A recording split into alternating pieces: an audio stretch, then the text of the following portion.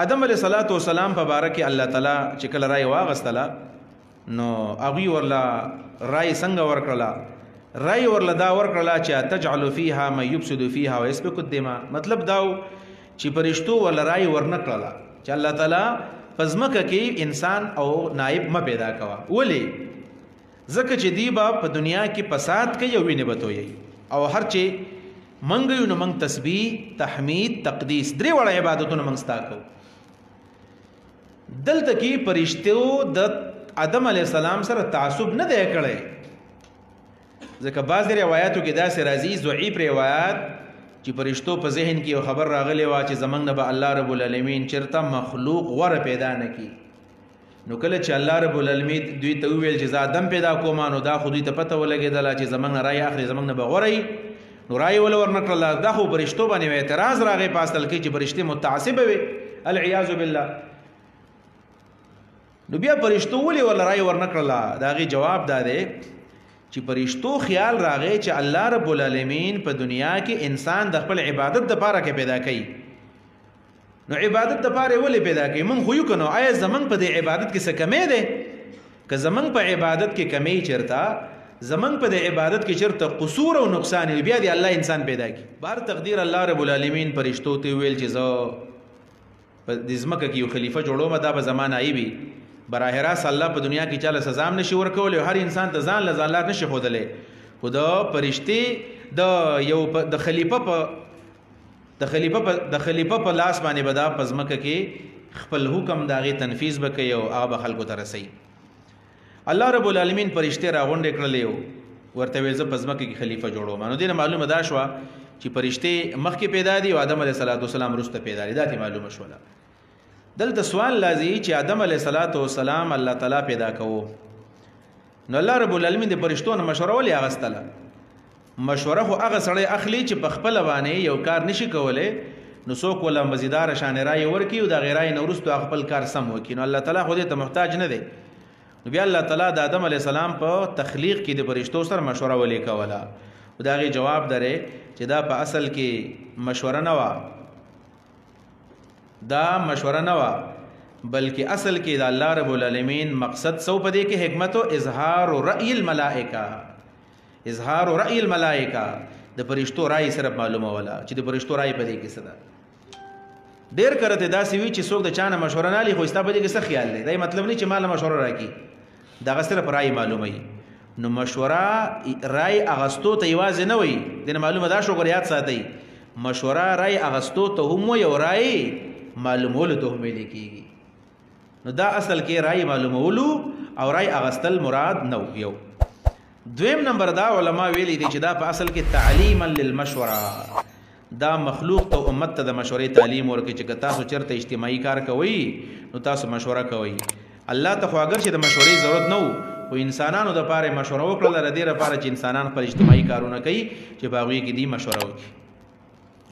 یو دریم نمبر وجه بعض علماء لیکلی دا چې دا اصل کې اظهار و شرافت آدم للملائکه، اظهار و شرافت آدم للملائکه، دا په اصل کې الله رب العالمین فرشتو ته د آدم علیه السلام شرافت ښکاره کوو چې فرشتو ته به وایم چې آدم علیه السلام پیدا کوم، نو د دې فرشتو به توجه آدم علیه السلام ته پیدا شي.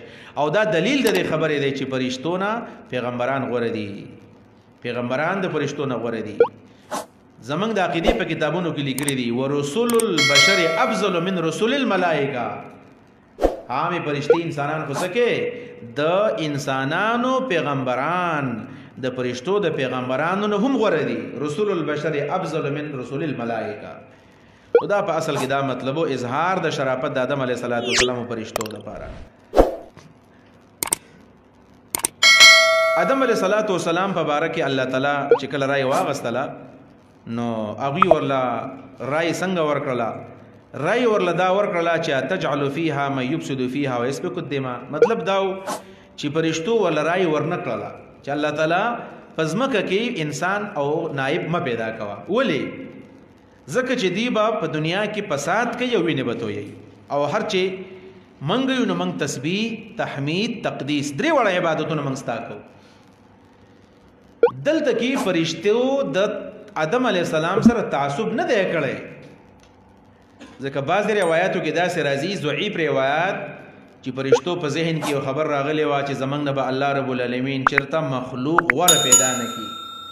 نو کله چې الله رب العالمین دوی ته وویل چې زه آدم پیدا کوم، نو دا خو دوی ته پته ولګېدله چې زمنګ نه رای اخلي، زمنګ نه به غوره رای ول ورنکړله. دا خو فرشتو باندې اعتراض راغی په اصل کې چې فرشتې متعصبه وي، العیاذ بالله. نو بیا فرشتو ولې ول رای ورنکړله؟ دا غي جواب دا دی چې فرشتو خیال راغی چې الله رب العالمین په دنیا کې انسان د خپل عبادت لپاره کې پیدا کړي. نو عبادت لپاره ولې پیدا کړي؟ من خو یو کنو آیا زمنګ په دې عبادت کې څه کمی ده؟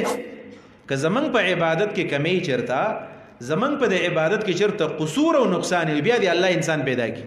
نو په دې وجبانی فرشتو ویل چې الله تعالی ما پیدا کوه، څه ضرورت دی؟ من په خپل موجود یو کنه.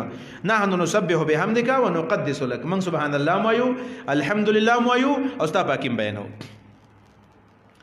لغه مثال بده سی یو مالک دی واغ کور جوړي، په دې کې 5 شپږ مزدوران دي او دا 5 شپږ مزدوران کار کوي. نو یو ماخام ورته دا مالک چلکا سبا د ځان سره 2 مزدوران نورم راولي. نو هغه ورته و چې یاره ته په مزدورانو سره کې بس من پوره یو کنه، خیر دې دا کار بدل من کو کنه، سله چاله پیسې ورکې. نو د دې مطلب دا نه چې دا مزدور د خپل مالک سره چرته خیانت کوي، بلکې دا مزدور د خپل مالک سره په اصل کې وفادار دی چې ولې پیسې حاصلېږي من پوره یو.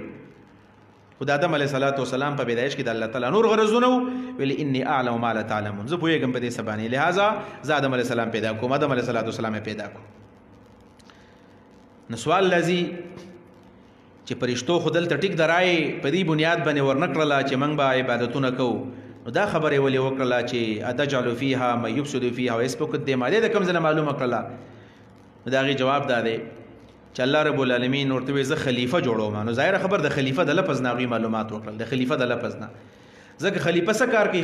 خلیفہ به حاکمی، دا به تنفیذ د امور کوي، دا به د انسانانو منځ کې مسلې به اواري. نو مسلې به راځي ال به اواريږي کنه.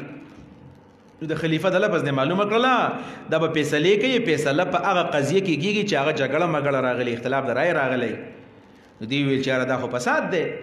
نو خلیفہ چې پیدا کیږي فساد به ختمي. نو انسان پیدا کوي ولې چې فساد به خېړوي نه او د یو بل ویني تو یو ولزکه دا به کله کله وینو ته خبره ورسیږي. نو دا وجه د خلیفہ د لفظ نه معلوم کړه. دویم نمبر خبره دا ده چې الله رب العالمین نه به قرآن خود د قصو کتاب نه چې ټول تفصیل مونږ ته بیان کی چې کله الله تعالی ورته وی چې زه خلیفہ پیدا کوم، برشتو به تاسو کړی الله تعالی په دې خلیفہ باندې بسکه. الله ورته ویلی چې را دوه جګړه وکي، دا غي فیصله وکي، یو بل مړ کی دا غي فیصله وکي، دا بناسي او خلک خپل لانجی کنجي بوله راوړي. نو الله تعالی ته فرشتي وی چې الله تعالی د څه کس ولې پیدا کوي چې وینم توي فساد کړي، اړو پیدا کول نه دی، خو د دینه اړو پیدا کول نه دی. خو نو الله ویل نه د دې باوجود پیدا کوم. او بعض علماء دا لیکلي لکه تفسیر قرطبي، امام قرطبي وی قیاس علی الجن، فرشتو قیاس کو پیریانو باندې. دینه دا معلومه شوله چې فرشتي او پیریان د انسانانو نه مخکې پیدا دي او د انسانانو ورانی بلکې د ابلیس ورانی خو دې ته معلومو د ابلیس د فرشتو سره اوسېدو یو ځای. نو دوی ته را پته و چې د ابلیس څومره خطرناک شی دی، د پیریانو مشر دی او دا مسلسل د پیریان ورانی کوي او د ابلیس ولا فیصلې کوي. دا شیطان ابلیس دا غوي مشر دی چې کومه مسلې راځي نو هغه له سوق حل کوي ولا شیطان حل کوي. د دې خپل یو ګروپ ته یو غټه مسله د سلسله ده، دغه شانې وسبا انسانان هم جګړې کوي. نو په دې وجبانی فرشتو ورته ویلو چې د دې ضرورت نشته، لہذا الله تعالی انسان م پیدا کوي.